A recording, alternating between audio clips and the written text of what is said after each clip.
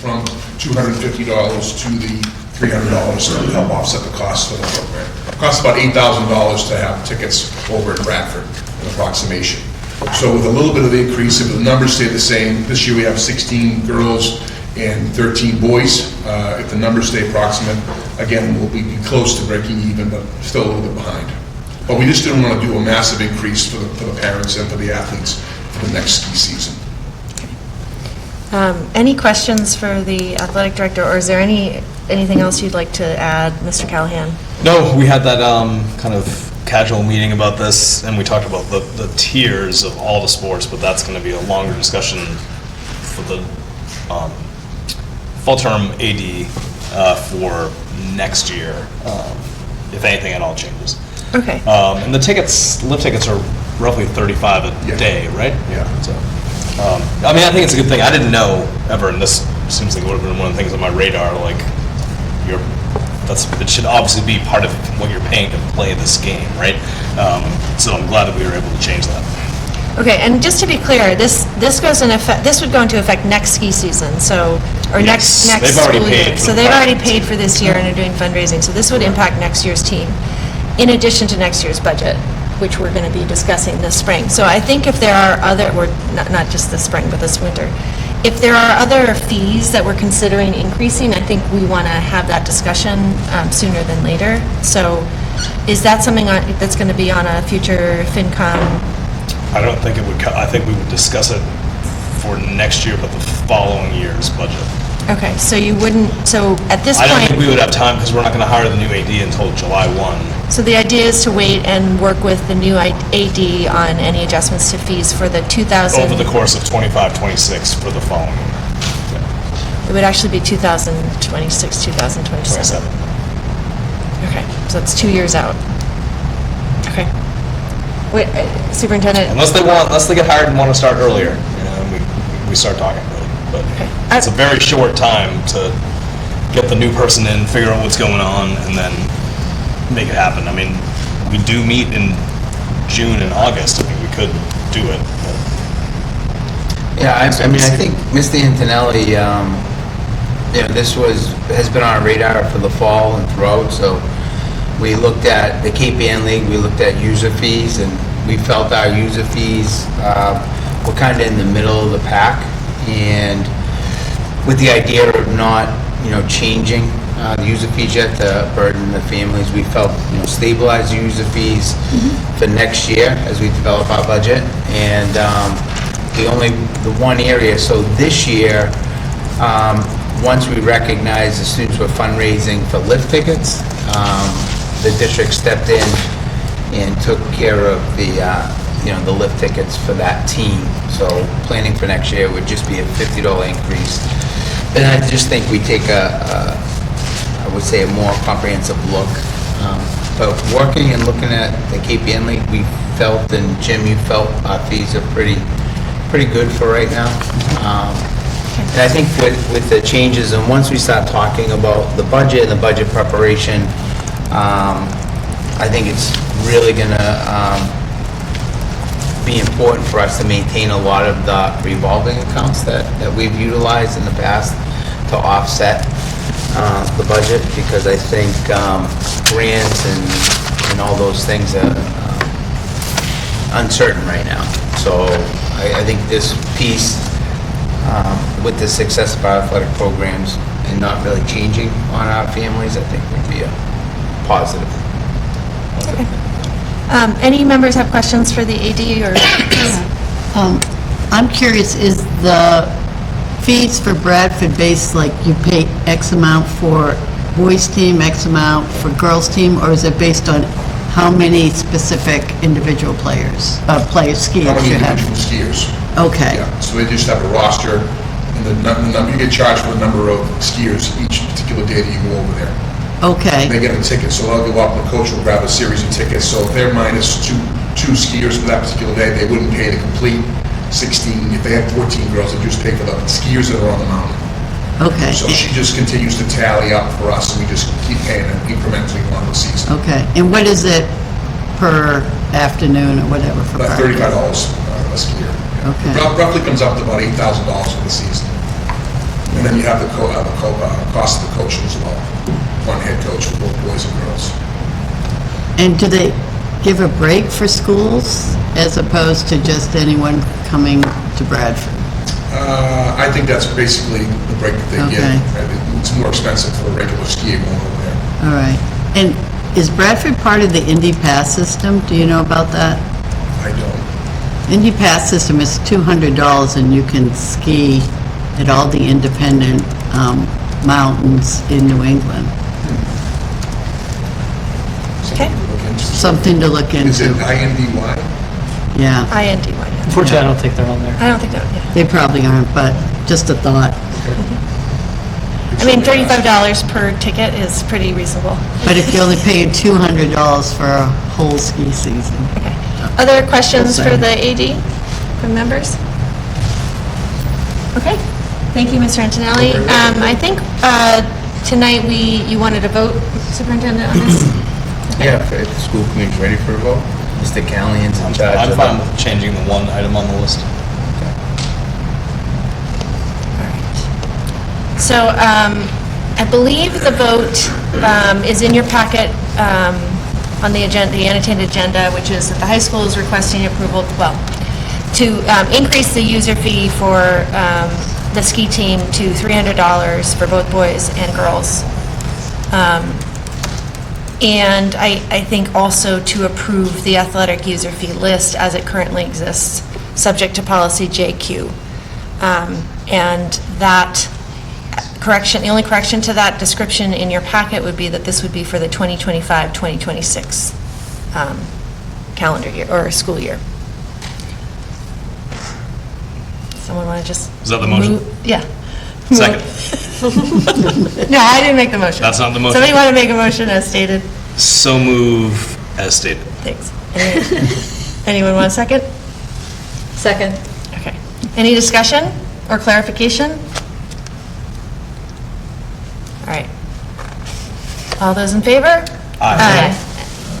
Any opposed? Okay.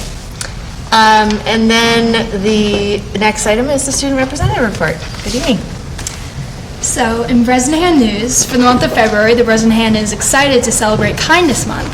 Teachers and counselors have been collaborating to create a series of morning meeting videos and activities for all classrooms to participate in. These activities will help students explore the many ways to show kindness to one another. Their goal is ambitious, to complete 1,000 acts of kindness.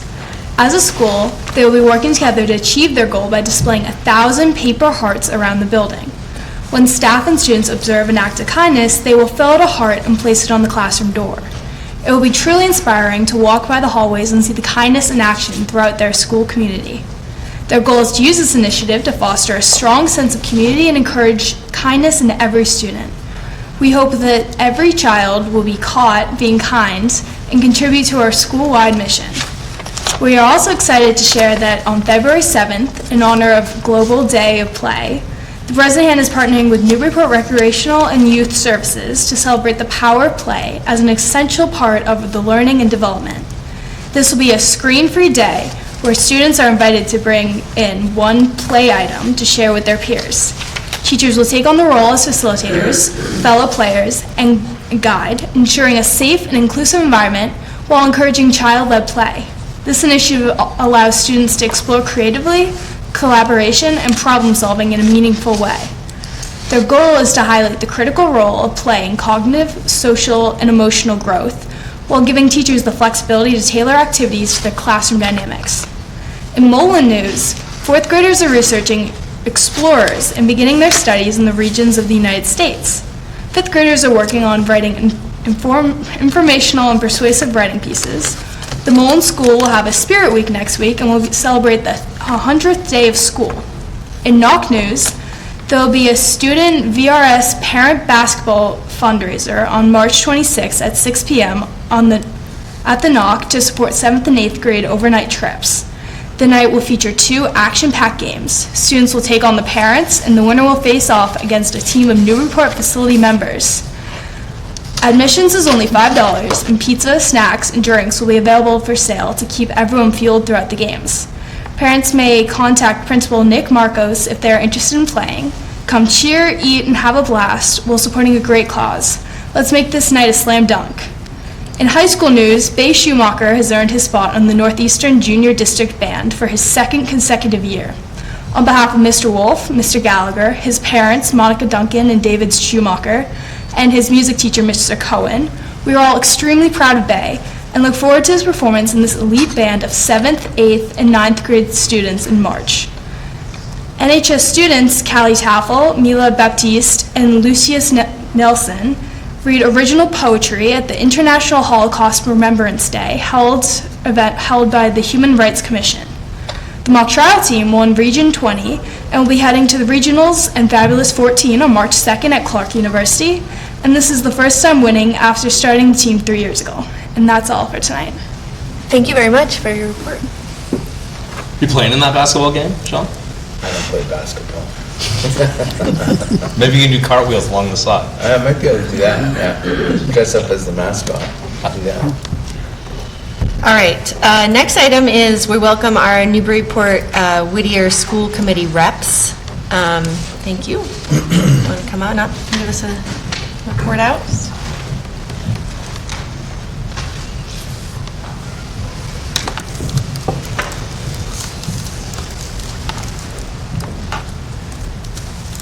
Good evening, school committee members. I'm Brett Murphy. I'm with Mary Delay. We'll give you a quick update on a few things happening at Whittier. You may have heard Whittier had no school today. It wasn't due to the weather. We had a water main break on the driveway going into the school. I think the last time you were here, you had a water main break. That might have been the hydrant. Oh, yeah. So that was an all-day thing. I got a call around 2:30 that it was repaired. So we had no water, and the access road was pretty much closed up. They discovered it in the middle of the night while they were out snowplow. Tomorrow, the plant operations subcommittee is going to hold a meeting. The purpose of the meeting is to conduct interviews to select a owner's project manager for the wastewater treatment plant study. We sent out an RFP. We have three responded to it, and we'll be interviewing them tomorrow and hopefully making a selection.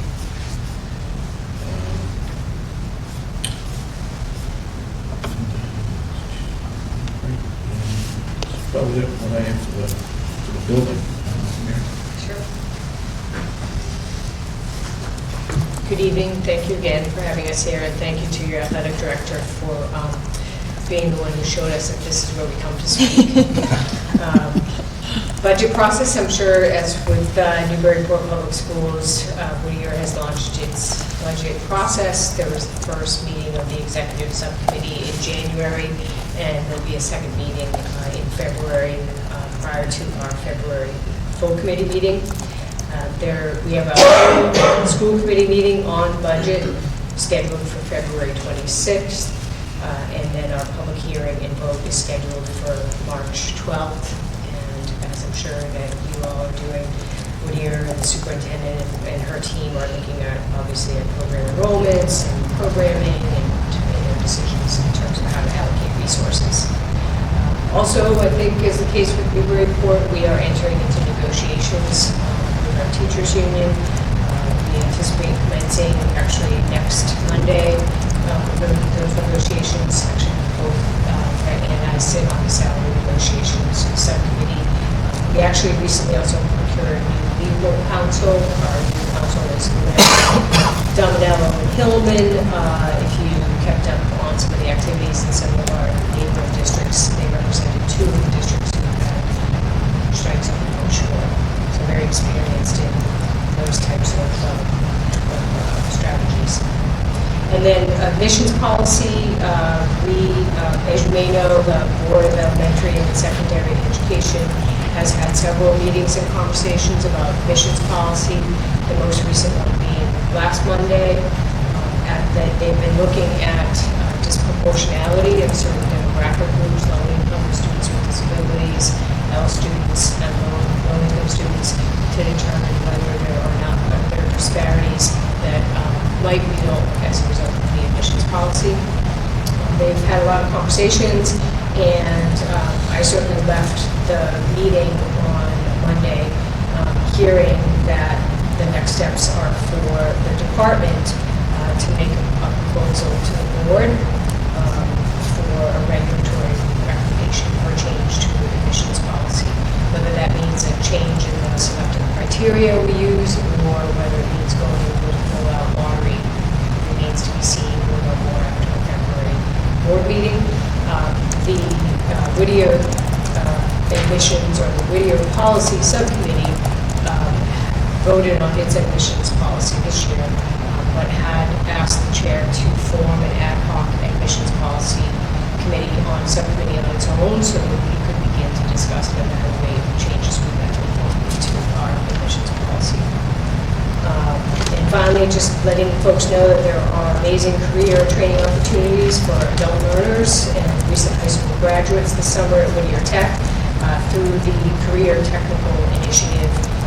That program is accepting applications. It's a free program, provides 200 hours of training in a number of different programs in advanced manufacturing, auto body, carpentry, construction, craft labor, culinary arts, electrical, marine technology, plumbing, and welding. This is all grant funded, and it's for unemployed or underemployed adults. So I think that's it for our update. Happy to get into questions. Okay. Any questions from the members? Yep. Do you guys use interest-based bargaining or traditional bargaining for your contracts? The Whittier does not use interest-based bargaining. I would recommend you try and change that. Any other questions for our Whittier reps?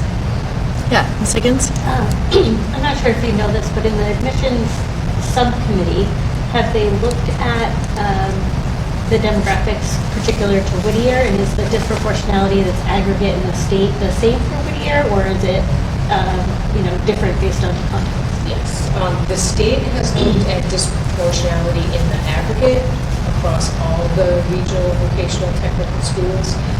They have identified certain districts on their own who they think the department has done so, who they feel, and they've had conversations with some of those districts. They have not had any conversations with Whittier. On our own, through the policy subcommittee, as we discussed the admissions policy, we received a lot of data from the guidance office, and what appears to be happening is a disproportionality in special education students with disabilities. So that's certainly what motivated me to ask the policy subcommittee to consider an ad hoc subcommittee to review that policy, to look at if there were changes to the criteria that we might want to look at, or potentially even consider a lottery for the Any other member questions? Okay, thanks for, good to see you guys. Thank you. All right, next item on the agenda is follow-up on the high school cell phone policy from Principal Wolf.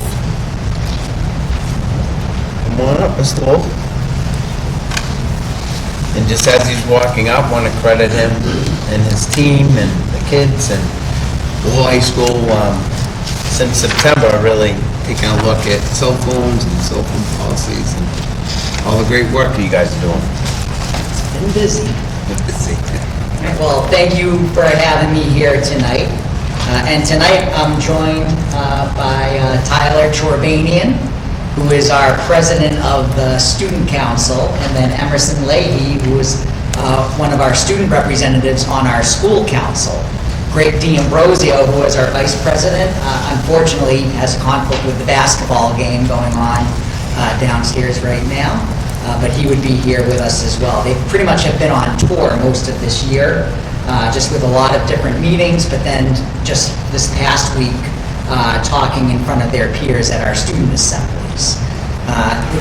And so when I was here back in the fall, a big focus for us at the high school really has been around engaging our students on healthy behaviors as it relates to using their smartphones or smart devices.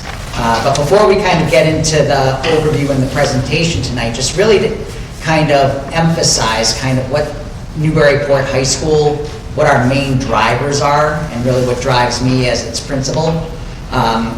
were about growth, readiness, and voice. So growth, where we're learning from every situation, whether it's a forward progress or a setback, evaluating and trying to decide what are our next best steps to take, and it's my responsibility as the principal to model that, as we're always trying to strengthen our programming and help all of us kind of achieve the goals that we have. The other piece in terms of readiness is that when every student is shaking the hand of Mayor Reardon at graduation and receiving their diploma, that the first thing that pops into their head after I did it is that I'm ready for this, meaning that they can take on any challenge that's coming their way. And the last piece is voice, which is what our students represent. We've done a lot of work since 2019. We're really all kind of triggered from the conversation around class rank and valedictorian and salutatorian, which was pretty much kind of a very involved conversation, just not here at the high school, but also across the community. So where we did a lot of work and brought the whole art of dialogue into the conversation, where we have a majority of our humanities teachers and science teachers trained in the skill set of teaching students how to have conversations with each other. And then also, sometimes as needed, we do whole school conversations using dialogue. And so those are really our drivers that kind of have guided us with everything that we're trying to do, which also with the whole cell phone piece, recognizing that the cell phone issue goes far beyond Newburyport High School. It's a national issue. I know our state is having conversations about how they insert themselves to support what's happening at the school level and the communities as well. So to give you a little bit of a history, just in terms of our policy, so starting in 2019, we did have our policy, we did shift to it where there was really no cell phone policy, but we did shift to not allowing students to use cell phone devices during instructional time. There really weren't a lot of parameters around that. It was a struggle for our teachers, but then we went into COVID, so things just kind of, other priorities came into play. So starting with the 2022-23 school year is when we reinstated our cell phone policy, so no use during instructional time, and we were encouraging teachers. We had bought holders, but it wasn't anything that we administratively mandated for teachers to use. And so again, it was kind of haphazard, similar to how it had been back in the 2019 school year. So learning from some of our exemplar teachers, we then made sure that all teachers had the holders last school year and were using them to the best of their ability, but then also at the same time looking for, best practices around supporting teachers with managing that, and that kind of led us into this school year where our teachers use the holders to take attendance. Now granted, this is by far still not perfect. There are loopholes that students are able to find, but we do the best that we can to manage it. But then really it all comes down to our conversations that we have with students who struggle to comply. And it's really about kind of teaching the behavior, the positive behavior that we're looking for. Those phone calls go to families. We have multiple students who are on plans where they submit their cell phones to either Mr. Antonelli or Mr. Testa for the school day for chunks of time, with the goal of hopefully getting the student to a point that they don't need that type of plan. Now also last year, as we were having conversations as a faculty, there was the need, we recognized that we really need to do something within our curricula areas. And so that's where our English teachers came up with a new plan for our summer reading to engage our juniors and seniors in some specific books. And so the junior class read the book Accountable, which was about a social media situation that went awry. And then our seniors, a majority of the seniors, they had choice, but a majority of the seniors picked Atomic Habits, and that's really kind of what drove the work that happened in the fall there. In our junior and senior English classes, in working with Lynn Cody, who is our school librarian, but she's also our dialogue coach for the school, meaning she goes in and supports teachers in teaching the skills of dialogue and running those in the classroom. So she worked with the junior and senior English teachers to run dialogue. So where students have the opportunity to talk about situations with social media, how they've responded to them, but then also being able to reflect on their own personal habits and ultimately come up with their own goals.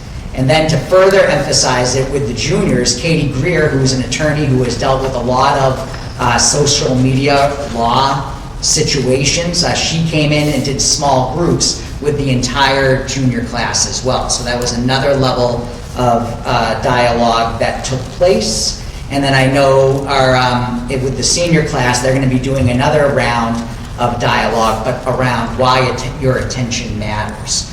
So that's a focus the English teachers there are getting ready to kick off with them after the February vacation. Now, just last week, we did revisit. We just had our mid-years, and so we just started our new semester. So it was about reestablishing our routines and emphasizing certain things. So obviously, the cell phone was a part of that conversation. So we did have our student assemblies, and one of the pieces that came out through my school council was the recommendation, how do we, realizing that we've done all of this work at the junior, senior level, but how do we start pushing it down to the freshman and sophomore levels? And that's where our student leaders really come into play. So last week they did speak in front of the freshman and sophomore classes, and really just to emphasize some of the strategies that they've started to employ around better regulation for themselves on their devices based off of the dialogues that they had had in their classes. So with that said, I'll invite both of them off just to kind of share a little bit about what they had spoken about at the assemblies. You're welcome, thank you.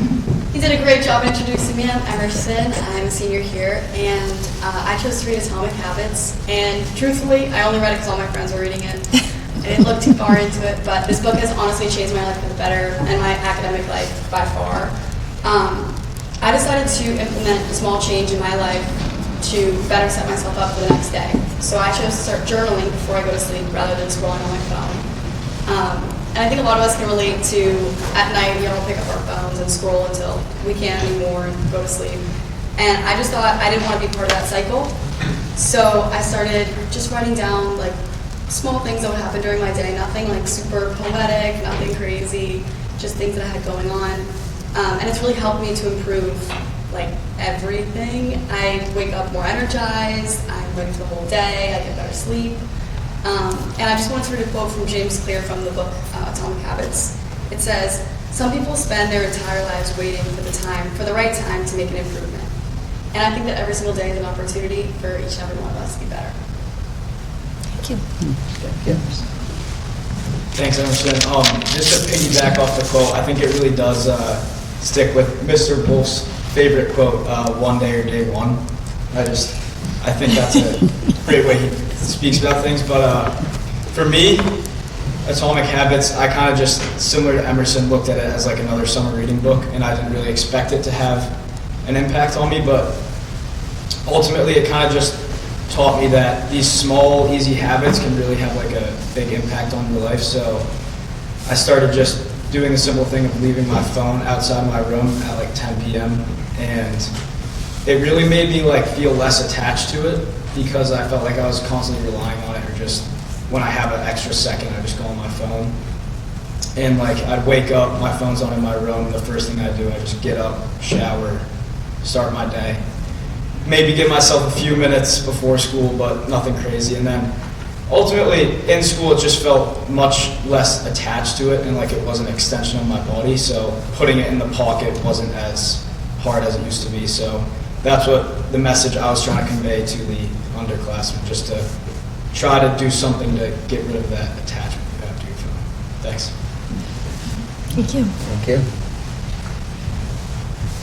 And then to share Gregory's story, since he's not here, what he was able to impart on the freshmen was just creating almost goals for yourself around how you use your cell phone, especially with going through the scrolling and the social media. So he started with baby steps about creating a goal of how much time he could go without accessing social media. And so he keeps so it's become almost like a competition for himself. So starting with 24 hours and getting up to a week, And so just been a strategy that he's used to get to a point that he doesn't feel like he has to have that need to constantly get into that cycle and go down that rabbit hole of just constantly scrolling. And the next thing you know, hours and hours have gone by. So I was just really appreciative of the students' willingness, because it is kind of a little nerve-wracking to get up in front of your peers and talk to them, but also where it was formative for me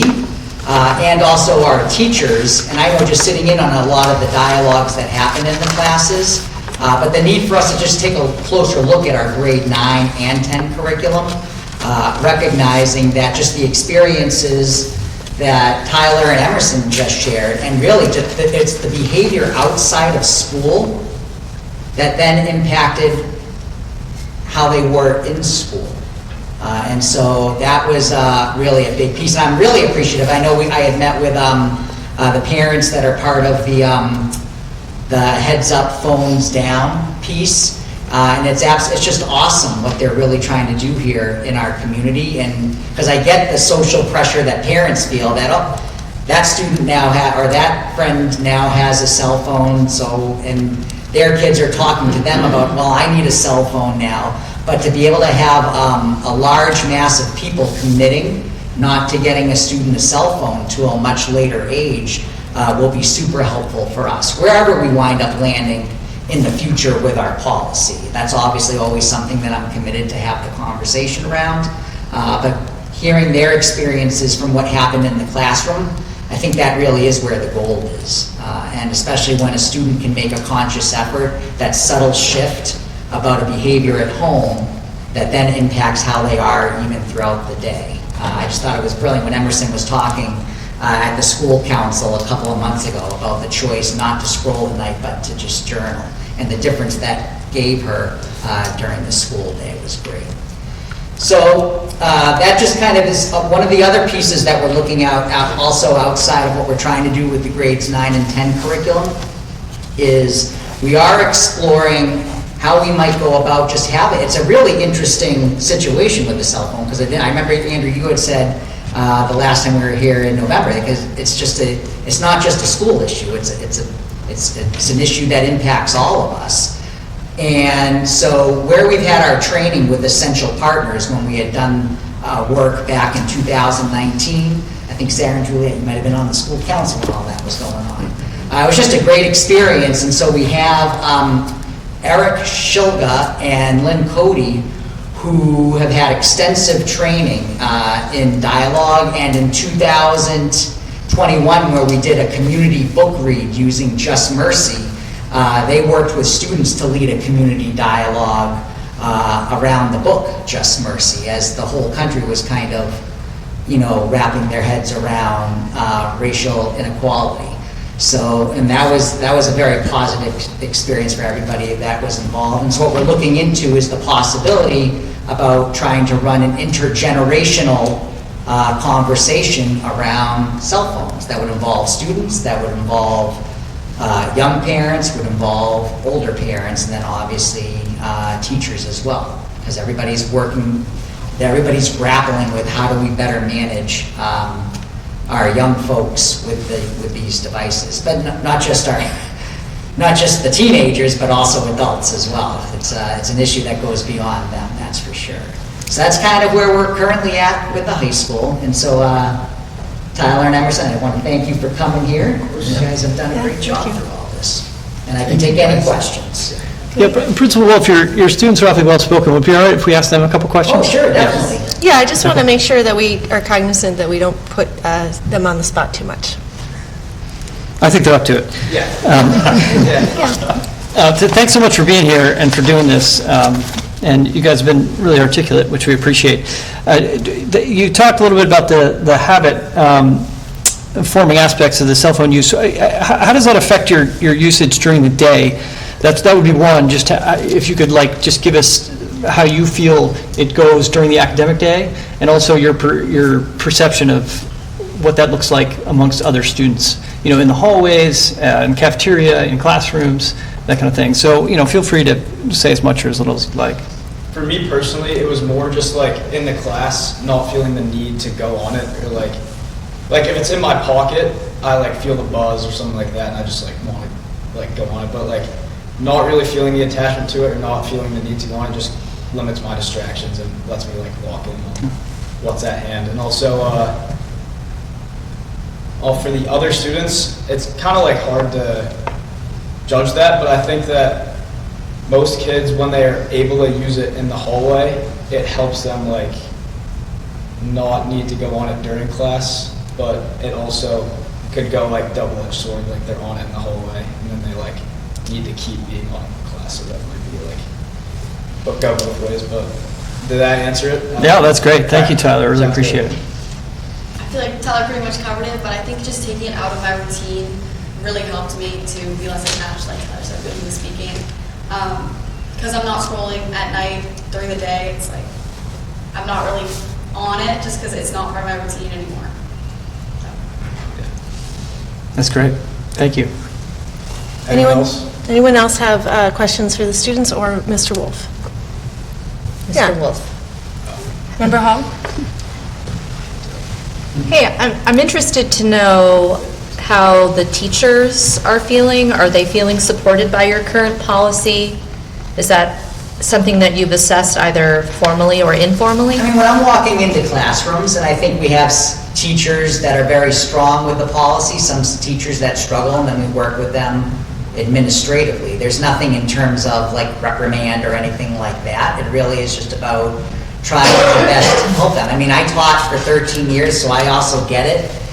You get excited about starting your class, you know, because you want the students to kind of engage with the content, so sometimes you may not implement the routine that we have. So sometimes there is a level of inconsistency that can happen. I think, you know, one thing that we are really working more closely with is also now we have the iPad devices also, which also can kind of, so there's the classroom management that comes around that, but we've been working with the IT department, especially now, more so at the freshman, sophomore level, because that's where a majority of the students have the iPads. But realizing that as more and more students have iPads, that will be the device that's used, is what are kind of the restrictions that we can have in place to really limit different types of apps and all of that, just to make the life of the teacher a little bit more manageable in the classroom. And I've been working with our faculty council on that. The IT department has been great, and so I feel like they have a pretty good plan that we should be able to try out after the February break, which will be great. So, which will be kind of in terms of what gets blocked on the servers and stuff like that. Great, thank you. Any other members have questions? Yeah, Principal Wolf, you had mentioned some surveys in the past, maybe you'd taken last year, and I know there was some mention of maybe doing that again with the teachers and with students. Is there any progress on that front? We have not implemented Okay. a survey specifically about the cell phones. Great.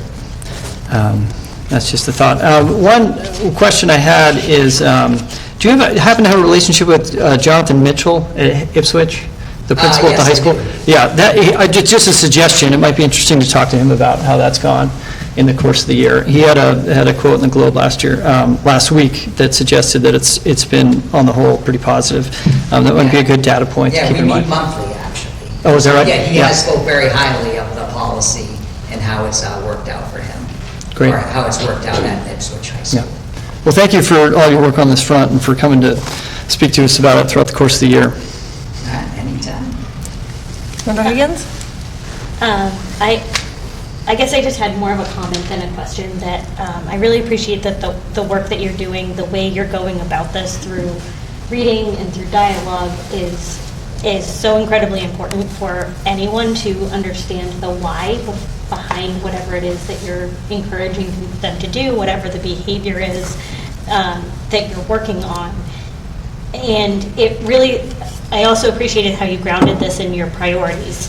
The one thing that I am still, struggling with, candidly, is I have not yet heard of, I can be convinced, but I have not yet had a very compelling reason why phones need to be in schools, that there's a reason why they need it. And so I'm really more interested in the, how do we move this conversation into lower grades, even starting in like 7, 8, 9, and 10, as students are getting phones. You know, I've heard in the lower grades where you're talking about one student who has made a competition to see how long he can go without it. There's actually competitions of how many hours can you get each day, right? It's like, oh, I've got 7 hours yesterday. I got 7.5 hours this. And there's competitions on how long you can go. And so you're working from 7th and 8th graders that are doing that to, by senior year, trying to break them of an addiction that they've dealt with for years. And so I think that's, you know, you can't deal with what's outside of school, of course, but that's just sort of my, you know, that's the trajectory that a lot of, you know, our young people are on. And so I'm thinking about, well, what could a phone policy be different for 9th and 10th grade, you know, potentially away for the day just continues, right? And then maybe as they become juniors or seniors, they start to get more of a privilege that they can have it at lunch or something. And then that's coupled with these dialogues about, well, why are we doing this, right? Mm-hmm. Why are we taking a harsher stance on whatever this policy might be? And, you know, it's difficult for adults, I think, to sometimes concentrate on work and put a phone away.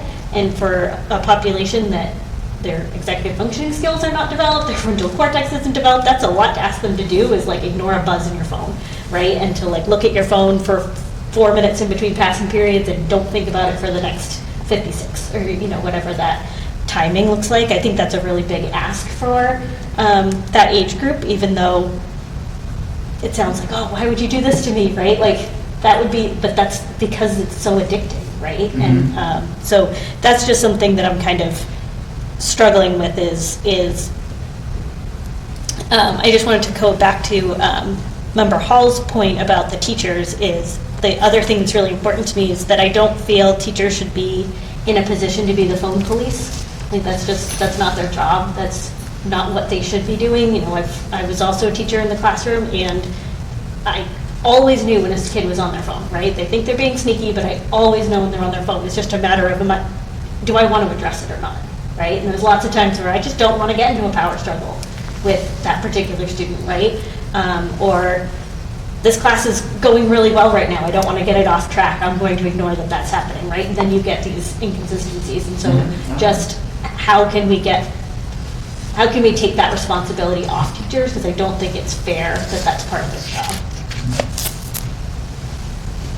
No, those are all very good points, and I think what was interesting when I had met with Tyler and Gregory, because as obviously was back in like October, the student council was struggling with a little bit more strict enforcement with the cell phones, but also from kind of the senior point.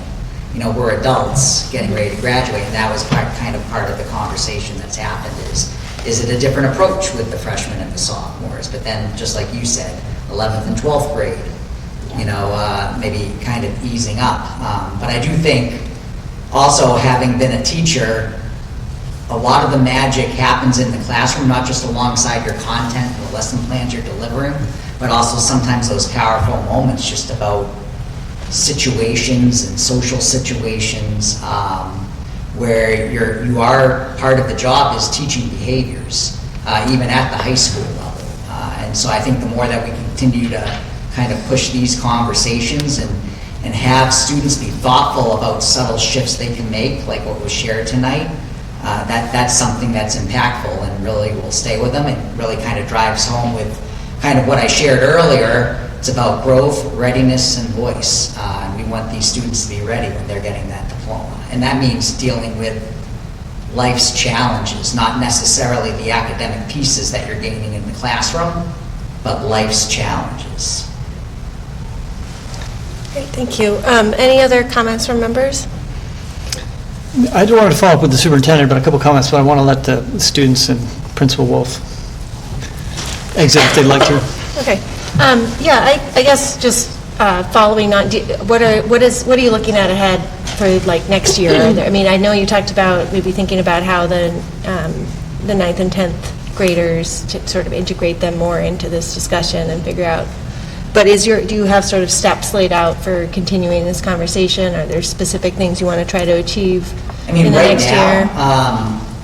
Right now, there's no specific plan in terms of a change in the policy, but we're always open to that conversation. Okay.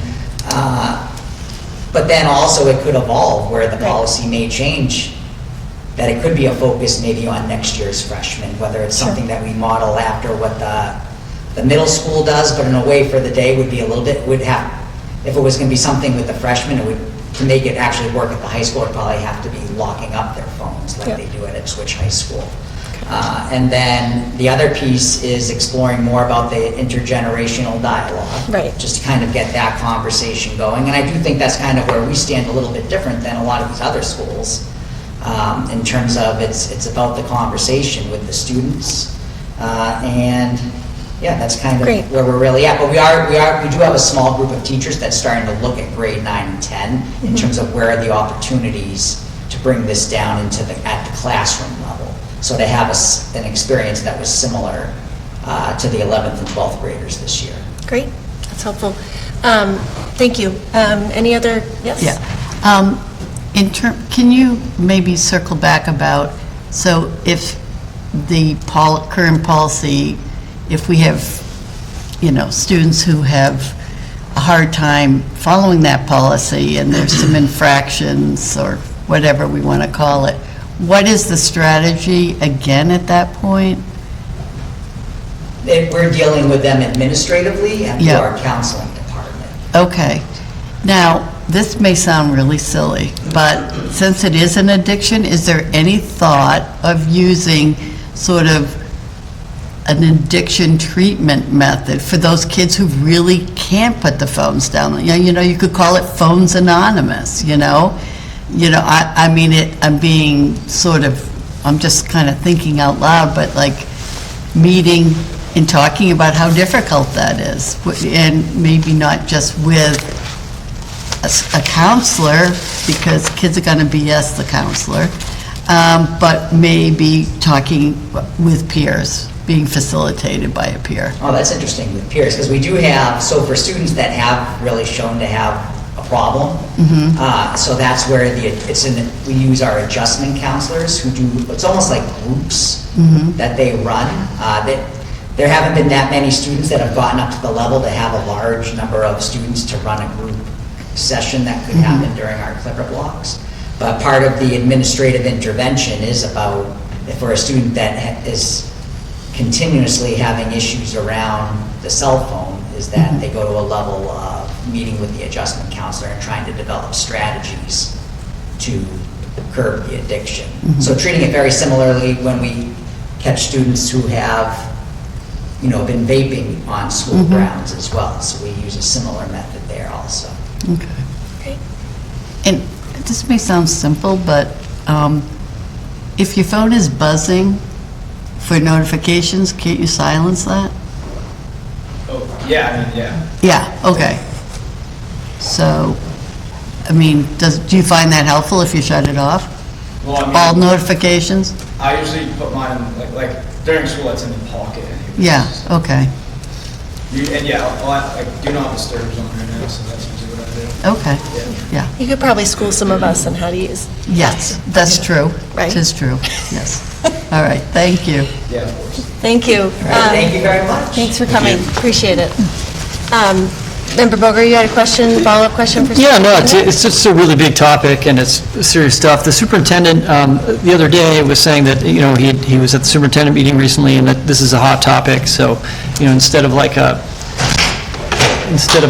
hot take on a cool topic, I think, a cool take on a hot topic might be better. I just think this is a really good topic for this committee, because we have a lot of thoughtful members on it right now, and I think it is really right in our wheelhouse in terms of policy and how policy can affect academic outcomes, how policy can affect mental health outcomes, and, as Principal Wolf mentioned, the state's dealing with this. There's 7 bills currently in play.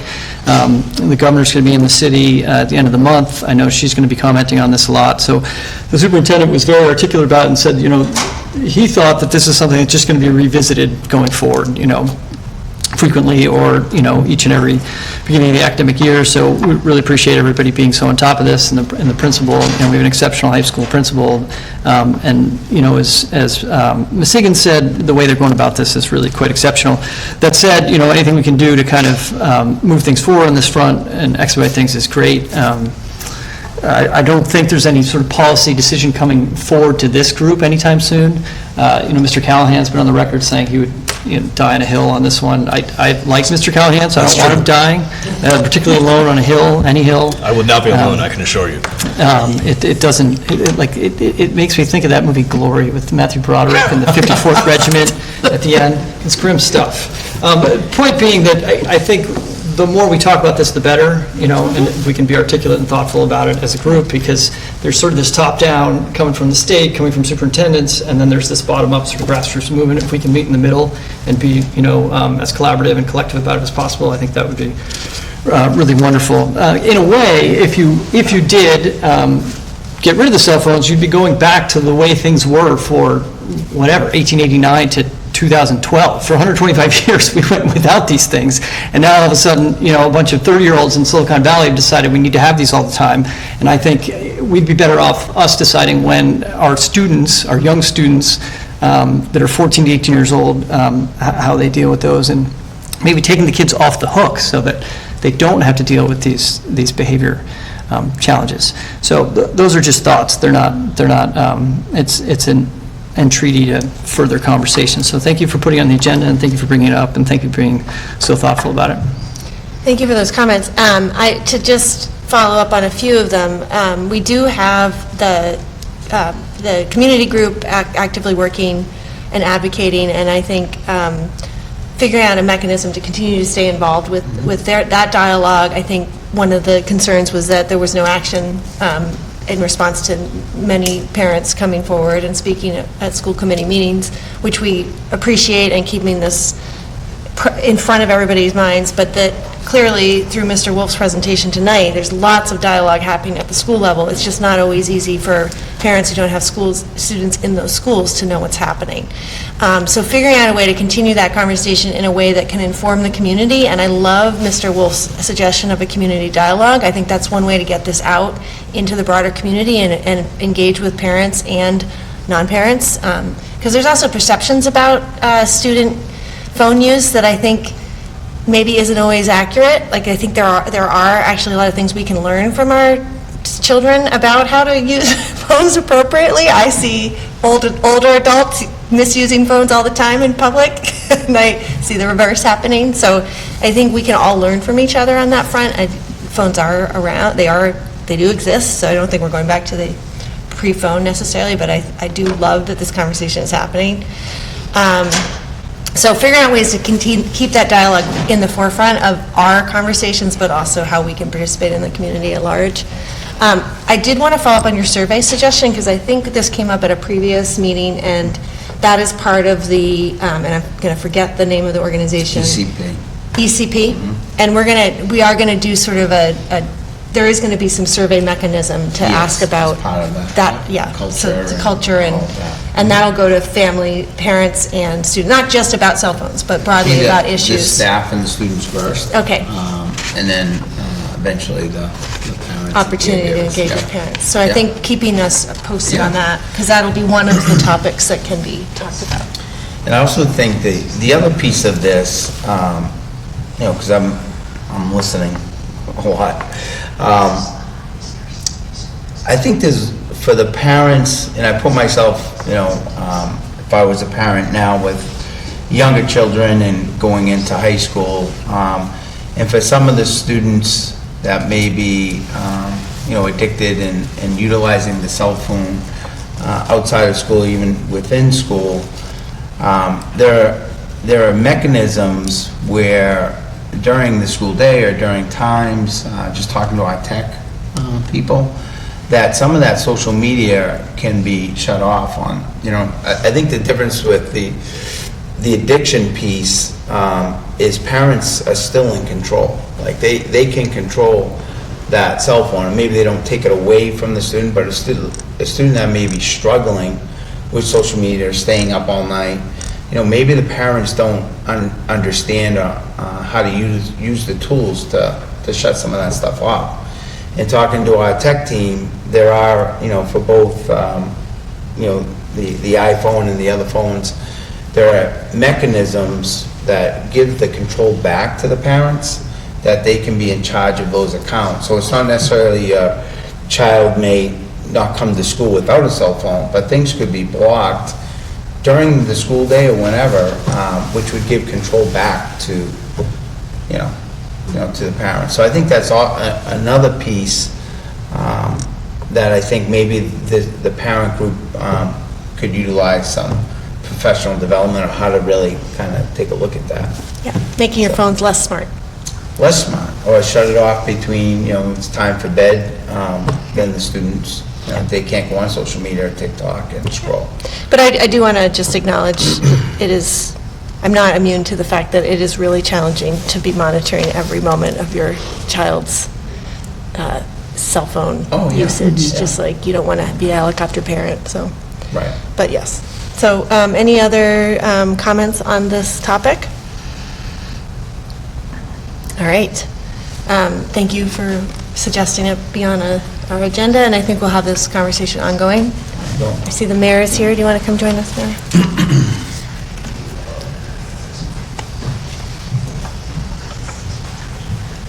All right, the next item on our agenda is a discussion around the proposed business manager hiring process, and this was an item that that I asked to be put on, and so I can start the conversation.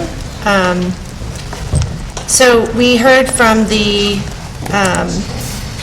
from our HR person, Ms. Keeley, a couple meetings ago. I'm sorry if I'm forgetting when.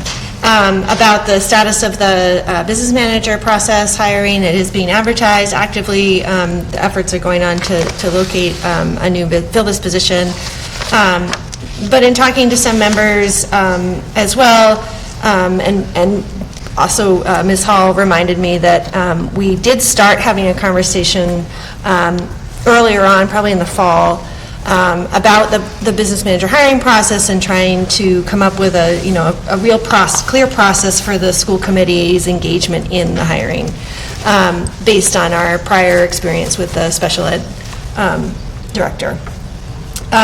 But because there was a sense of urgency on the departure of our prior business manager, and we were heading into budget season, I think we sort of agreed there was some need to just take action, and so we did, and we have a company working with us to fill that business manager role at a critical time. Yep.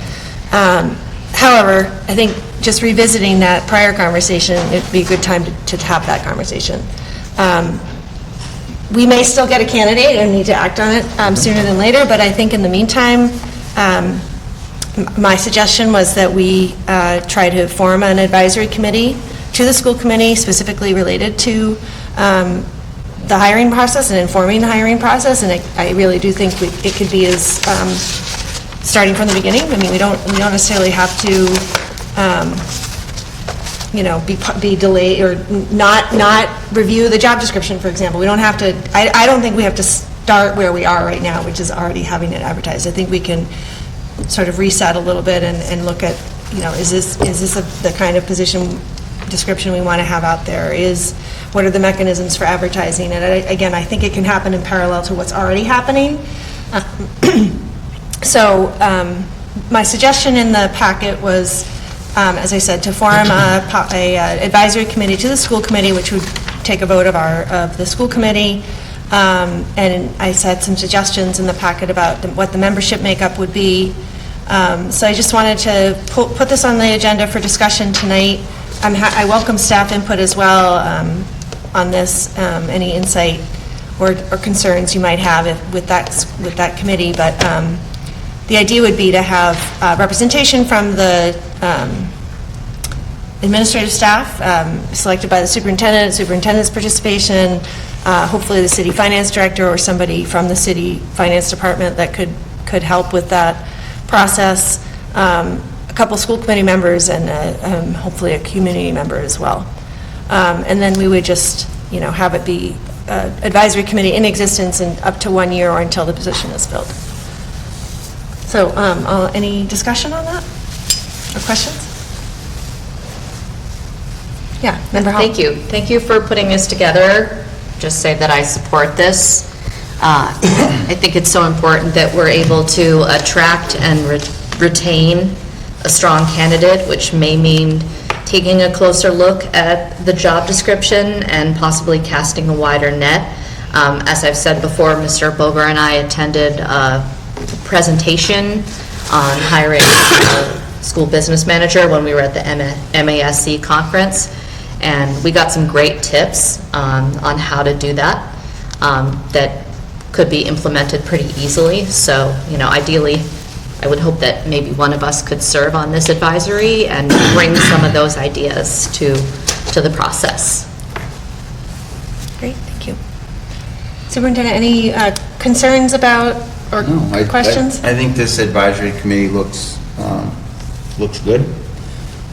Just gives another set of eyes as we go through the process. Okay. I do believe we have about half a dozen candidates at this time. But that's something I think as we get more candidates, this small subcommittee would be good to kind of go through that. Yeah. And as I said, I mean, if we have some good candidates, this advisory committee certainly can still consider those. It's Correct. just sort of thinking about if we want to adjust anything in the process. And I would also say that we have a situation where we have help where we need it. It would be great to fill this position sooner than later, but at the same time, we have an interim solution that, do you feel comfortable with that solution? Yes, it's been working out very well for us. As it's a team approach from TMS, and they've been really helpful, with the negotiations and running different scenarios for us, so behind the scenes, so. Okay. Like you said, I don't think there's urgency to jump right in, but I think as people are coming and applying, it would be good for us to reach out to let them know, we have their information and, they're in the process, so. Okay. Any concerns if we voted on this tonight? No, I think an advisory committee, Okay. I think this looks great. Okay. Any other questions? Just on the timetable, I know you said this before, so I apologize for the redundancy, but in terms of the urgency you spoke of, like, how long do you think we could go? It sounds like you've got a great pool, which is great. Meaning, is there a threshold at which, this becomes problematic to have the interim solution? For us to start July 1st, a new contract, so you may be attracting sitting business managers or people of finance from other districts. So I think that July 1st date is a good date for us to have as we go into next year. Because I think the more that it's advertised, we are starting to see some interest from other people, especially as, going through a budget season and a lot of these, not in Newburyport, but, some of the contract negotiations have been really confrontational in some districts. So there may be some people looking for a change down the road. So. Right. But I do think having this advisory committee to bring everyone together, kind of look at where we're at, start looking at some of these applicants and candidates, I think would be beneficial.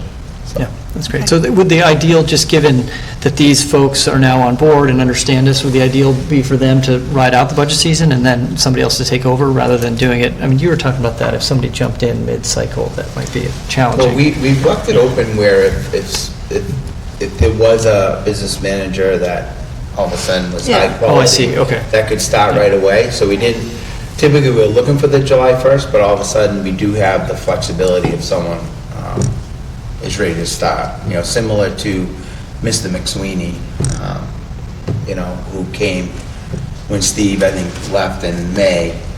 Mr. McSweeney started, within the 2 weeks. Makes sense. That's great, thank you. So I think we can vote on this tonight. I think I would suggest that, Mayor, maybe people could express interest to you, and you could decide who the two representatives are based on interest. We don't necessarily have to decide tonight. Yep. That you feel comfortable with that? That sounds good. Okay. And then, I guess for the community member, similarly, maybe we could vote to have this formation, and then the community member could be selected through consultation with the mayor and the superintendent for recommendations if the members have recommendations. School administrative staff would be selected by you, and then city finance director and/or representative would be selected by you. Yep. Okay. So I guess the vote would be to move to form a advisory committee to the school committee for the duration of up to 1 year or until the position is filled as described in the packet. Second. No, you can be the motion maker. Just say moved as approved, Oh. moves as described or whatever. Yeah, move as described in Okay. accordance with policy BDF. Great, thank you, Member Hall. And Second? All right. You can give it to him. I think it was Member Boger. All right, any further discussion? Okay, all those in favor? Aye. The vice chair votes aye. Any opposed? Okay, so I think in terms of next steps, conversation between the two of you on who else to be on this advisory committee from both the school committee and a community member. And then if there's anyone on the school committee who particularly has a passion for this, please reach out to the mayor. And we'll go from there. All right. Next item is subcommittee updates. Mr. Callahan. FinCom has not met, but we are going to meet. And since we're all here, and we were debating whether or not to meet at 9:30 or 8 a.m. or whatever the day or afternoon would be, can we just get that sorted now, and then we can keep it the same moving forward? So Just going to air all our dirty laundry right now. Yes. it would be the 13th or the 20th.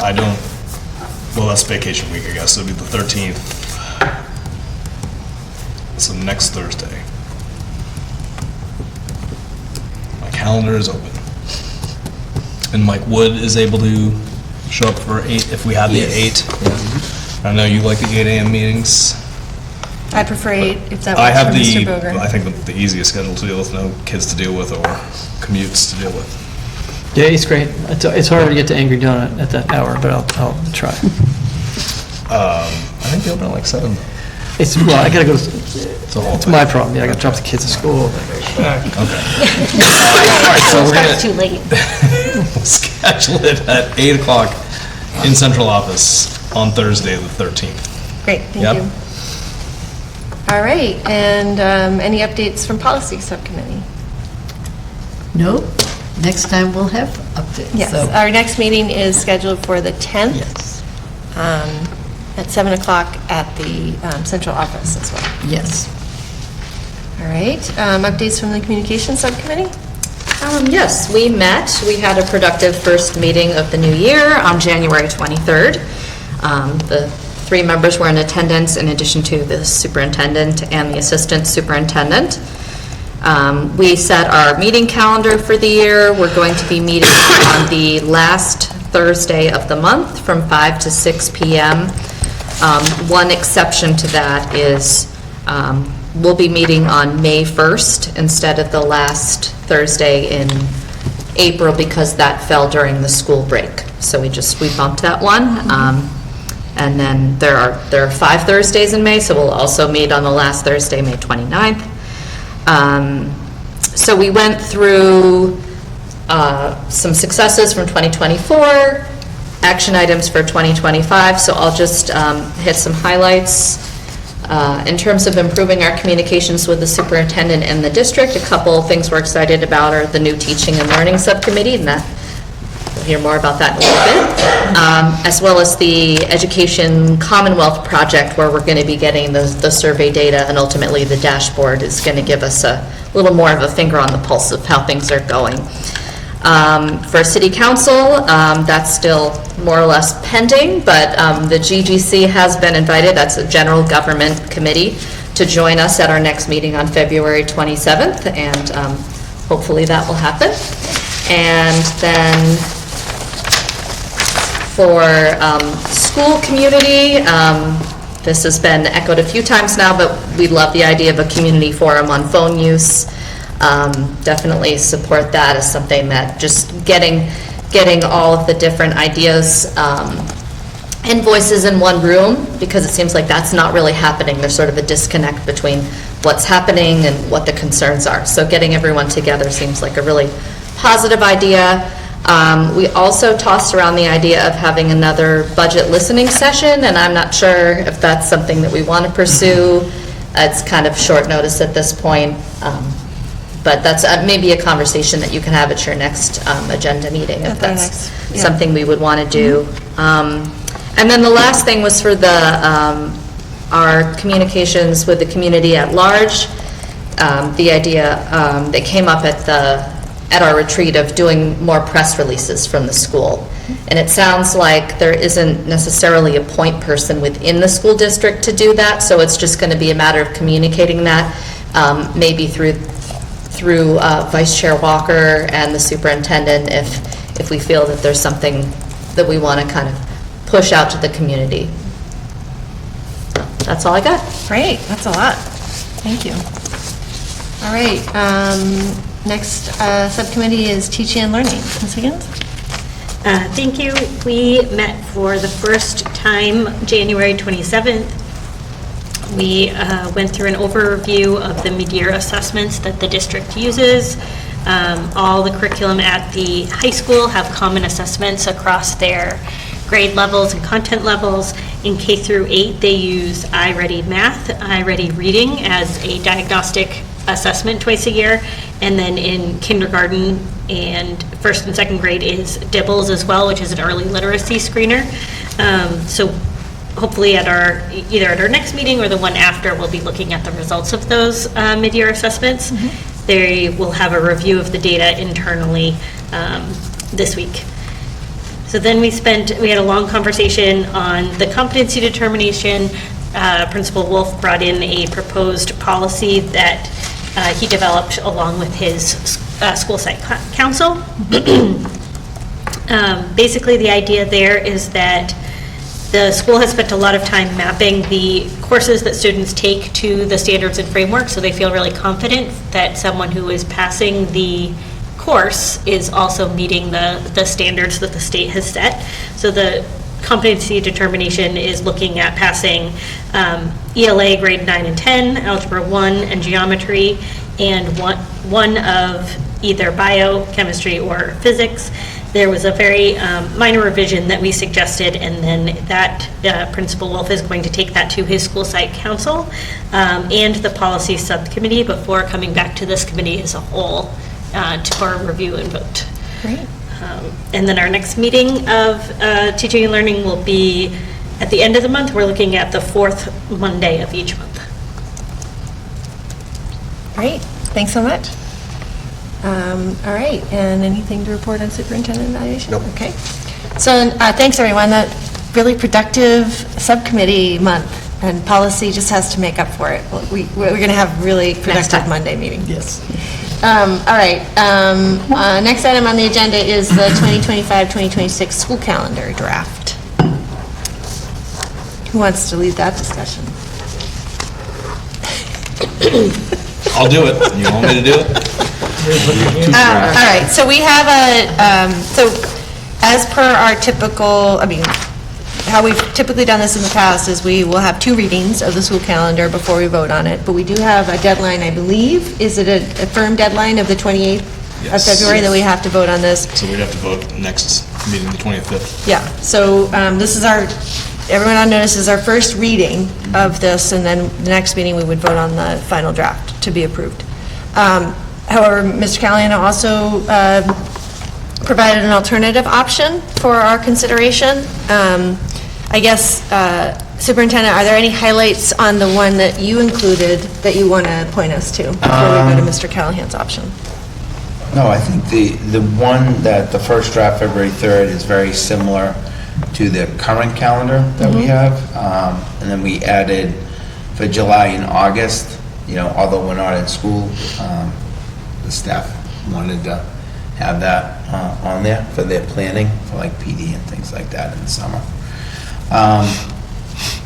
Yes, and this is, I think, a reflection on some of the negotiation conversations that we had over calendar, and this is where we landed to move forward. Okay, so the July and August was added at the beginning of the year, but there's nothing except a holiday? Correct. Okay. It's just for like. Just for the planning summertime, purposes. like PD for the Just sort of like to have the visual of the Correct. whole year Got it. for planning? Okay. All right. Mr. Callahan, you want to talk about your suggested changes? Yeah, I sent mine mainly because of the first day of school is going to be just like it was this current year, where even though Labor Day falls early, and in theory, that means when we came up with the policy that we run by, that would mean that first day of school would be the Tuesday after Labor Day, if Labor Day fell between the 1st, 2nd, and 3rd in general.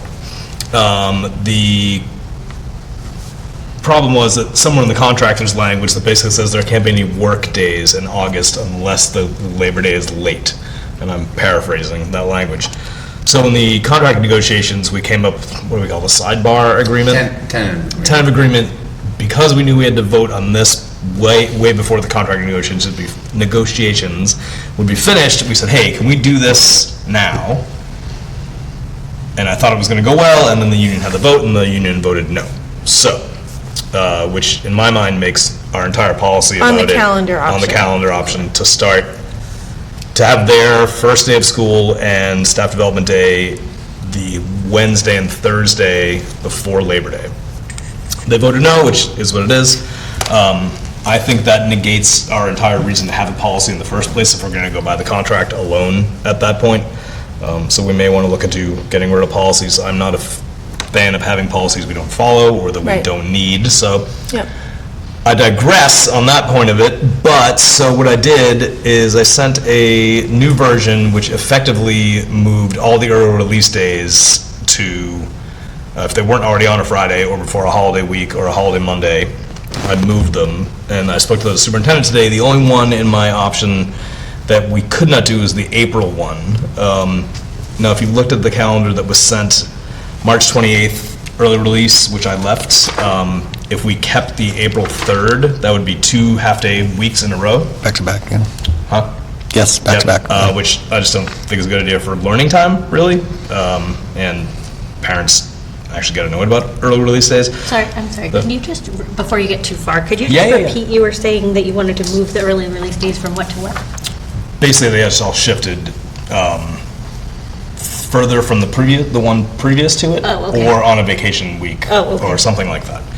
You have both of them, right? You have both calendars? No, I only, I sent everybody one this afternoon. I might have missed that. I didn't get that. Yeah, it was emailed. So, I It was mean, we emailed Well, it's fine. don't. I only did that this so that afternoon.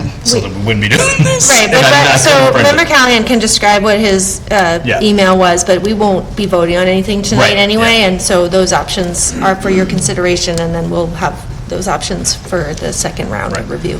So quickly, the superintendent let me know that the AFSCME union, their contract basically has their strange half-day has to be on Good Friday, basically. We don't have a choice, which is fine. However, that means I would think, instead of my suggestion of having the April ER day the Friday before April break, which is ideal for everybody, we would have to move the March one up a week or two to the 13th or 20th to not have it too close to February break, but not have it right on top of the April 3rd one. So, Member Callahan. So if you guys want to go home, sit down, Well, no, I print think, these out, can look at you them. explain, so your reasoning here is to make this more convenient for families, because having an early release day before a holiday just makes more sense. 8 for years of this families? conversation, it's been the exact same thing. Okay. Yep. And then 1 year before Sean, before the superintendent, it was, we can't do that because too many people ditch effectively. And my attitude was, if people are going to ditch, they're going to ditch anyway, whether it's a half day or a full day. So I don't really think that's a huge problem in the district. And it makes it a lot easier. And it, honestly, it is annoying to have, like, an early release day and then a week of school and then a vacation week, instead of just trying to tie them all together. What is your? That do is you my Do you have? dying on hill attitude. Okay, do you have any reaction to that? Do you Yeah, feel like? having flashbacks, so I mean, So one thing I would observe, while the superintendent decides how he wants to no, respond. I can. Is that, Mr. Callahan, I do find it a little odd that we would, based on your proposal, we would have like an early release day on a Monday and then a holiday immediately after that. Which one are you referring to? The 10th of November. That is only because the Veterans Day falls on a Tuesday. I know. Yeah. It just seems odd that you would come in for a half day and then have a holiday. It seems weird that I would come in for 2 days of school and then have 4 days off and then come into school. Yeah, well, that's for when I Labor Day, would, so- that's when I would consider maybe not sticking to your rule. But anyway, So when the early release were backed up to vacations and the long weekend, the district attendance there was a lot of absences. So I ran, if you recall, a couple of years of data. I still think those numbers were low. What's that? I still think the numbers were not as shocking or tragic as they are purported to be, but that's my opinion. It increased by, I think, if I recall, I don't have it in front of me, but I think there was 300 absences district-wide when they were backed up like that. And then when we moved them, it was more typical absent day. So that's why I think we came to a compromise, if I recall, after a few years, where we moved them, and then I think there was like 1 or 2 that were backed up, so. yeah. But the schedule that was proposed, the first draft that was proposed is very similar to what we've done, the past few years. And I do recognize that the March early release, we probably, there's no holidays in March, so we could probably bump that one back, so it's not back-to-back like that. Okay. But I would my only concern would be the district-wide absences Yeah. once they're backed up to the vacation. Right, I think that's a valid point. I actually also would say that I've had conversations with folks who feel like, students who feel like if they go to early release day and it is next to a vacation, there's a lot of people who aren't in school and it's disincentive for them to be there. So it's sort of, I know there's positions on both sides, strong positions on both sides, but I would say that's one of the concerns I have, is that for those students who do go to school those days and those teachers who do show up, it feels very lonely if that happens, and I don't feel like that's fair. Yeah, Member Hall? Yeah, I'd just like to make another point about this. So if you consider the teacher perspective, there's a Friday before a week off. If it's just a regular day of school, they can, potentially leave when their school day ends, which is pretty early. I think knock is like 2:15. Is that? For the early release time? No, if it's just a regular day of Oh, school. regular time, yeah. But if we schedule PD, all the teachers, the expectation is they stay till 4 p.m. So if you're doing that consistently, that seems unfair to the teachers to make them stay later than their normal day, entering a holiday weekend or a vacation. So just Right. putting that out there. Yep. I do think it would make sense, as others have said, to make an adjustment with the March one so that those aren't 2 weeks in a row. That's the only thing I would suggest changing. I have Yeah. 2 questions. Yeah, Member Higgins.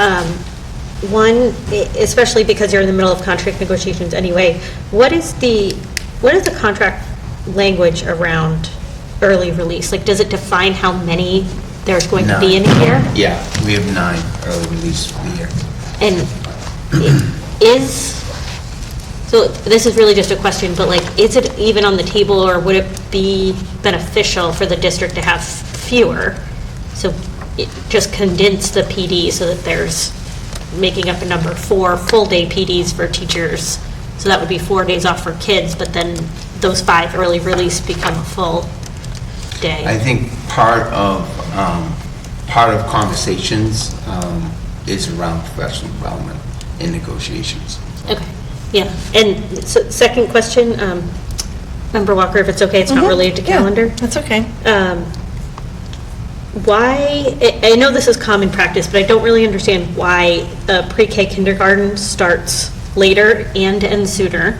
I know. In the overall school year? In the overall school year. I know that their legal hours are less, but considering the age of these students, they can't be home alone. So that's less time they're in school, a lot more difficult for parents for that age group. And so I'm just wondering what the rationale is for that. For the later start for kindergarten, preschool? Just in the school year, they start in the calendar year, yeah.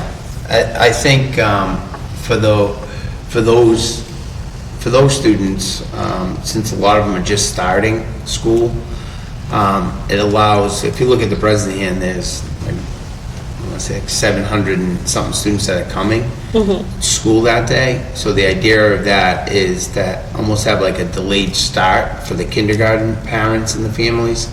So let the school, operate for a couple days, and then you bring in your preschool and kindergarten families. And what would be the rationale for them getting out 3 to 4 days early than everyone else? Probably like similar for the last day of school. It just, for a lot of those younger students, it just allows the families, I think, more planning, so they're not caught up in the frenzy, so to speak. The end of the school and then the beginning. Sure. There'll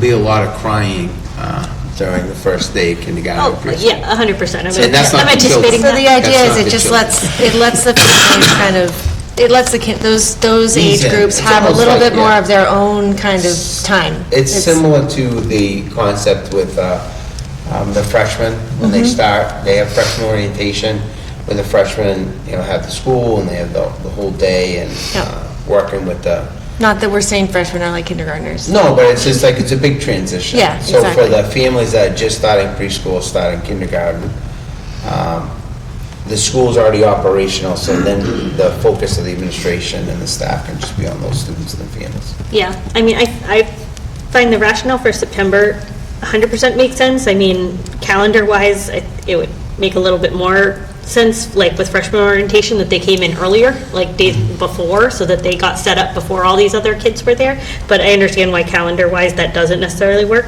I'm not necessarily as compelled with the June one. I'm just not sure it really makes sense for them to get out that many days earlier, and I'd be interested what, the Bresnahan administration, if what their rationale for that is. Because you are looking now at the week of June 15th would be no school at all for that age group, and there is no camp or school programming that would start that early in June. So that's just an entire week that families have to figure out, what do I do with my 4 and 5-year-old, which is a lot different than like, what do I do with my 11-year-old who can take care of themselves. So that just seems challenging. We can get some input from the administration at the Bres. Thank you. Any other comments or questions? Yeah, and Boger. The staff development day in January, is there a reason that that's always fallen on the Friday, directly after the school break? We usually do one, we moved our PD day, so that's kind of like our idea of when the staff comes back from the winter break to kind of, that PD we feel is like really important for everyone because it like kicks off that second half of the year. It allows, similar to what Andy was talking about with the students, it allows our faculty and support staff to, refocus and energize. That's great. I figured there was some reasoning about it. Yeah. It's just the inverse, the parents come back from the holiday break and then they're like, already? So Right. I No, figured it's good to yeah. know what the reasoning Yeah, was. it's like that mid-year. Yep. It's almost like kicking the school year off again for everybody. Little reset. That's great. Yeah, I mean, it's good to hear that that works for the staff. it's been pretty positive. So that one, I do understand a consideration for moving that to the Friday before Martin Luther King weekend, so just agreeing with Mr. Because it's so Callahan. close from when they come back from a break. Well, yeah, and it's no students anyway, Right. so, anyway, Just that one to the 16th? I'm just throwing that out there. Oh, then you have a 4-day I'm giving you a weekend. I see. concession, Mr. Callahan. But again. And with that holiday, I mean, there's, I've never had that holiday off from work. It's not like, before a vacation week where people take time off necessarily. Meaning if the kids actually did ditch, there'd probably be just about. fewer people not coming to school because the parents don't have the Monday off. Right. From my understanding, that's a big ski weekend. Not I'm my not a problem. skier, so. It is. Or a It's also very basketball player. expensive to ski that weekend. I was a wrestler, we did. So is the idea then, we have to have this again on the 25th and that's the vote, right? Yes, and I think it'll be informed potentially by the negotiations, correct? I think that the piece that we're voting on is letting the union know when we're starting, either Right. before or after Labor Day. Right, that's it. So the calendar, according to the policy, I mean, the calendar could go all the way to Okay. June 1st. So if we get to the next meeting, the And the you key, still- and we're still trying to massage this, Yeah. I think the key thing will be to vote on the start and the end date. Correct. Okay. Yeah. And then we I guess can, that was my question, given how it's unfolded, I didn't even know what we were able to discuss. So is there no recourse, meaning can you go back and? Ask to vote again. Yeah. oh, to the full union? I would discussions can always continue in negotiations. I don't Since it's wanna IBB, it's all very friendly. commit to anything outside of negotiations. All right, so, How do you do, Ms. Callahan, all right on that answer? Our union's in the audience. yes. Yeah, we do have to respect that process, and, Yes. and I would just say, I think. to No, that Mr. was the Cal- question, I wanted to respect Yeah. the process. Yeah, yeah, I was I know. asking what Yeah, I know, is proper. what we were allowed to say, yeah, understood. Anything else, Mr. Boger, that you wanted to? No, sorry. Okay. sorry. So I think on the policy front, yes, I agree with Mr. Callahan, we shouldn't have a policy that contradicts the reality, and I think right now it contradicts the reality, but I think we wait on the policy change until we figure out what's actually going to happen. So, but we should adjust it, basically. After that, I mean, that rewording was kind of magical, like, we came up with this policy that Ta-da. so be it. All right, any other comments or input on the calendar? All right. So we'll bring a new version to the next meeting. Maybe the superintendent and I will talk about what changes deserve to be added and what changes we want to just put out for discussion. What version are you going to bring to the next meeting? I think we'll talk about that. We'll coordinate with you. Okay. Yeah. I think it could be the both, we just present both, but I think we could blended maybe have a version. little blended version, yeah. All right. So the next item is superintendent's report. All right, provided some talking points in here, so I won't read through everything. Just the athletic director search. Last week, we had all 4 candidates meet with the second team after the focus groups, which included Mr. Wolf, Lauren Gee, Mr. Testa, Mr. Antonelli, Mr. Marcos, and brought in Marshall Simons. So through that feedback, through that committee, Principal Wolf will be making his final recommendation of hire to myself this week. So that process was extremely inclusive and comprehensive, and we received a lot of feedback from the people that have participated in that. Great. So, just a budget update. As we all know, there's been a lot of quickly changing landscape that's been happening out of the federal government, so we're kind of touching base with that. So some of the, as we mentioned in the joint meeting in November, concerned about grants and federal grants and funding that I thought we've done a wonderful job in balancing our budget, anticipating some of those grants. So it's just another uncertainty when we're budgeting this year that hopefully things will work out. The good news is the governor's budget in Chapter 70. Her proposed budget was proposed, so Newburyport will be receiving over $6 million in Chapter 70, which is an increase at this point about $152,000. So that's hopeful, and that's a number that we have to move forward. 3 for the district, though. What's that? Half of that number for the district. Correct, because the other, yeah. The next piece is, once again, that changing landscape. We had Massachusetts Superintendent sponsored refugee support webinar. So the Attorney General, along with some immigration attorneys, were providing a lot of guidance and feedback for all districts and the superintendents across the Commonwealth. So it was very, very helpful for us within our own policies, with people visiting the schools, regardless if they're from government, police, law enforcement. We have our protocols in place, and this would be no different than our protocols. So typically, if someone is coming into the schools and they're looking for information, the clerks will notify the principal will talk to the person, and then they're always referred to central office if there's information that they're looking for. The other piece with us is Michelle McNulty and her law firm will be available if something like that occurs. And then also District Attorney Tucker will also be available. But, for us, I think we're in a good place to deal with people visiting our schools from the government, the state, very typical. And what we worked with would be like DCF that would come into the schools looking for information. We follow that same process. We just don't turn over information. So that was helpful. We provided our L staff with information that they can supply to the families that they're working with. The winter conference, the last piece was the winter conference, Massachusetts Superintendent's Winter Conference. It was a great day. We also heard from Attorney General Campbell, and she presented the social media toolkit for all districts.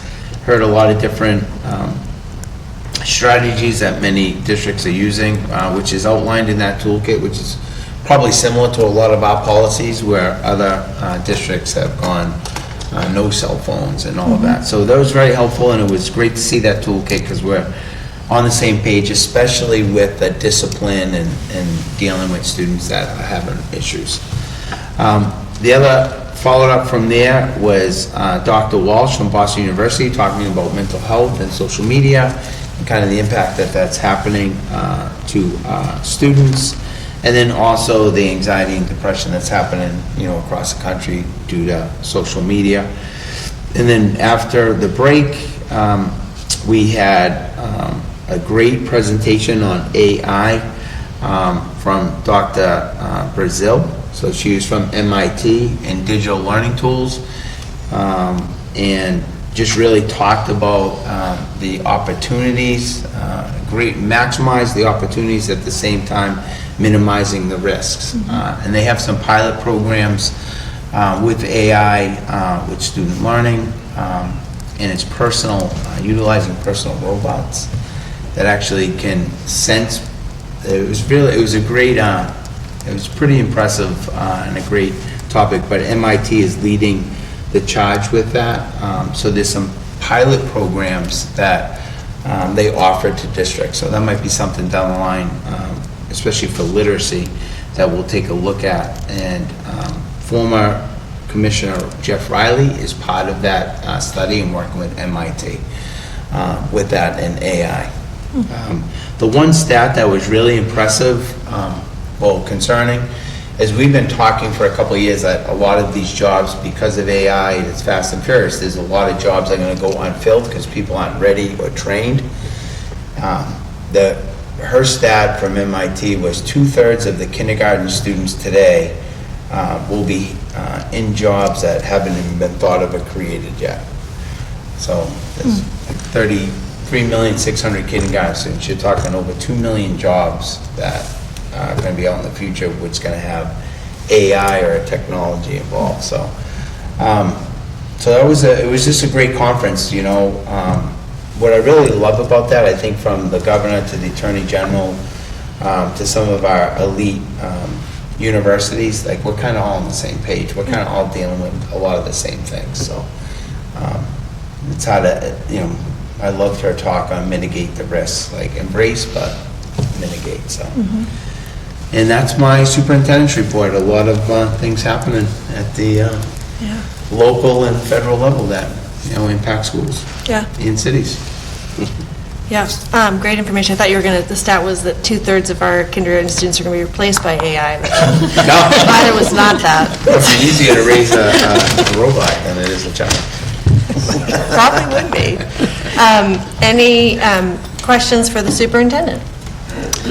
Just on that front, any way we can get ahead of that or try to get in front of the AI stuff would be great. So if there's a point at which your staff doesn't have time and it's worth talking about a task force or something amongst us, I think that would, it's quite clear it's going to change everything. And I think we should do what we can to try to grab the positives.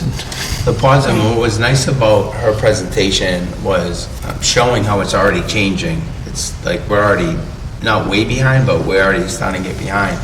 But she was showing the positives, like in the medical field, architecture, a lot of like farming. There's a lot of things that are going to make our lives better through AI. So that was her take on it. So it was Until a good Skynet presentation. takes over. Yeah. Right, until What's that? happens. Until Skynet takes over. Right. Remember, kids? Just following up on that comment, I do think it's certainly useful to help our kids understand how to utilize technology and what is going to be coming into their lives. You know, being anti-cell phone doesn't mean I'm anti-technology. Right. It's, you know, it's mostly the social media concern.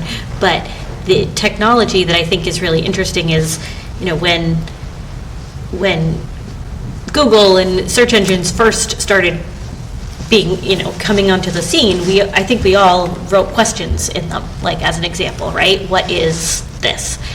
And then we were taught, or at least I know I was taught in school, that all those extra words don't do anything for you. They really just confuse the search engine. Just put in the actual thing that you're searching, right? You don't need those extra words in a form of a question. Whereas I recently got a presentation about AI about generative AI, which is what we're in now, and I certainly do not understand it very well, but how are we preparing our kids to use that type of thing is that AI is not thinking on its own. It is utilizing data that it has available to come up with something. And so there's a % accuracy that kids need to know that, you know, you ask it a question or you put in a prompt, and it's not just thinking on its own like a human to give you an answer. And one of the things that stuck out to me was if a student, you know, were to ask, like, what is the moon made of?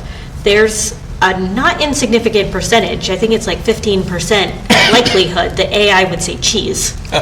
Because that's in its database, it's in the universe so many times the moon is made of cheese that it might actually say, like, it could say this, and then it'd say, is there any other possibilities? And it might say cheese, right? So it's just like, how do you get students? Are we sure that some of the moon is made of cheese? I don't know. Well, maybe we didn't go there. Who knows? Went to one side, right? I mean, if they actually went to the moon, I mean. So it's just the idea of, like, I do agree with you that getting on top of these things, and it's just like we had to teach, you know, teachers had to teach me how to use Google, you have to teach kids how to use AI. Yeah. Yeah, but I agree with you. Just that whole data review by AI, they were talking like cancer, for example.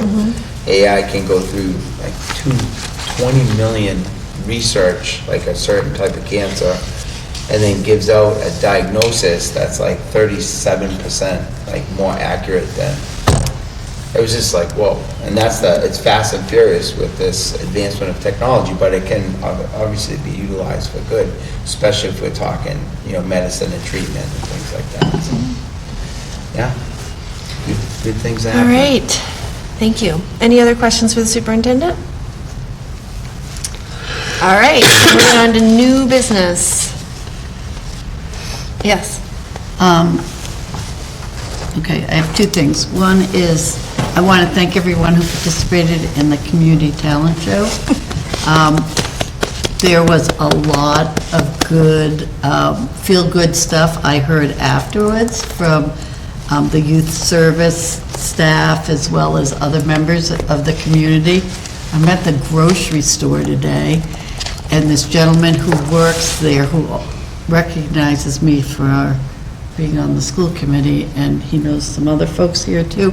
Anyways, he's like, he just had to comment on it. He goes, I saw you, and you guys were supposed to come on in the second half, but you came out on the first, and my brother missed you. And I'm like, well, there's always next year.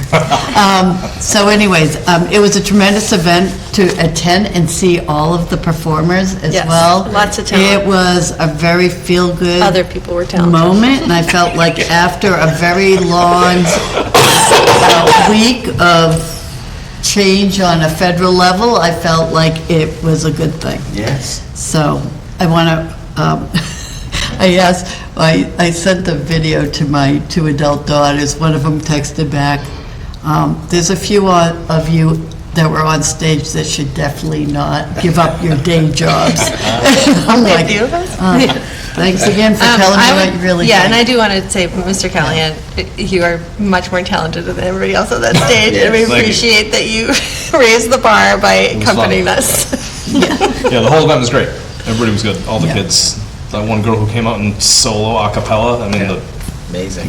Yeah, there guts was to do some that is amazing, amazing people out there. It was really, it was well done. And then I'd like to credit Cedar over there and his Oh, brother. yes, that's true. Ron Close at the end. Yes. Amazing musician, so. Yes. And and the NEF. Yeah. All that new sound gear that the NEF bought is awesome, because I've been to a lot of plays at that building that you couldn't hear a thing, and it was like a real concert venue. Yeah, it was very. Skills from That's him Cedar, too. tech from Yes, NEF. that's And awesome. Cedar ran the soundboard throughout the night.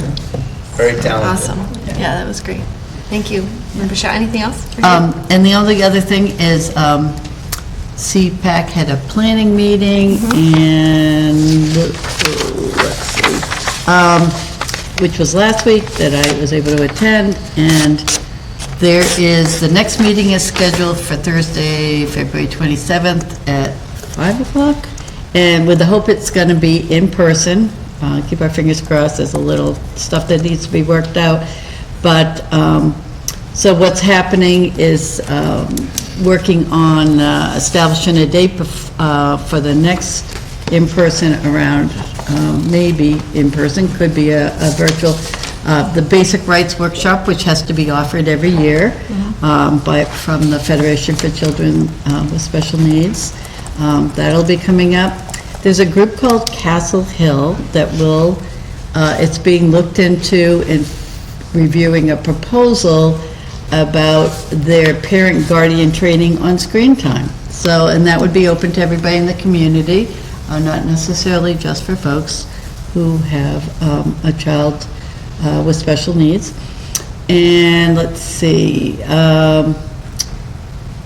there is going to be some more informational pieces on the in-person meeting. There's going to be some contact with the other local CPACs, the other communities nearby, about sharing the cost of the Castle Hill Speaker Series. CPAC has a very small amount of money. They can allot to spend. There is a proposal, which I think is great, to discuss about, to continue to discuss and to create a nomination process for teachers and staff who've done outstanding work for the year, and that the CPAC folks will be presenting that sometime towards the end of the school year, so. Great. Great idea. Awesome. Thank you, Member Shaw. Can I ask a question? Because Yeah. you mentioned a CPAC meeting Thursday, February 27th at 5 o'clock. That's the same time as our communications meeting. Do you know where that was going to be? That's a TBD. Okay, because do we have like a standing reservation of the Knox Library for the communications meetings? It's put in for reservation. Yeah, we can move, Yeah. we can, that's not a big deal. Okay. Just Yeah, there wanted are to other- flag that. There are Okay. options. You could use central office. Yeah. Yep. I mean, Sounds good. yeah. Okay. It's Just a little checking. bit above my pay grade, but, you know, Yeah. somebody in central office. Yeah, I will just take know care of those meetings are sometimes also in the Knox Library, so I just wanted to make sure I Right, didn't have an right. issue And there. sometimes you can have two meetings in the Knox Library. That's true. All right. Good question. Any questions or any new business from anybody else? Sorry, I shouldn't have put my lifesaver in my mouth. I'll just, I guess, remind everyone again that State of the City is February 26th. It's a Wednesday, 7 o'clock. We also have the Public and Community Service Awards that night, so if you have anyone you'd like to nominate, or teacher, I mean, Steve Burkle won last year, so it's all city employees and community members who are doing a lot of good in the city, so there's still time to do that. Go to the city website and nominate somebody. That'd be great. Hopefully, I see all of you there. The governor will be there, state auditor will be there, they'll be both speaking. Who else? Yeah, should be great, should be a great night. You'll be there? I'll be there, I'm gonna try to keep it short. Okay, so that wraps up our regular agenda, so we need a vote to go into executive session. So I'll make that motion for the purpose of discussing contract negotiations, possible litigation, and/or legal matters. The school committee will convene into executive session and will not reconvene in open session. Have a second? Second. Okay. And then roll call vote. Mayor Reardon, Yes. Juliet Walker, Yes. Andy Golden. Yes. Brian Callahan. Yes. Brianna Higgins, Yes. Kathleen Shaw, Yes. and Sarah Hall. Yes. All right. Thank you all, and thank you, Cedar, for doing the Zoom.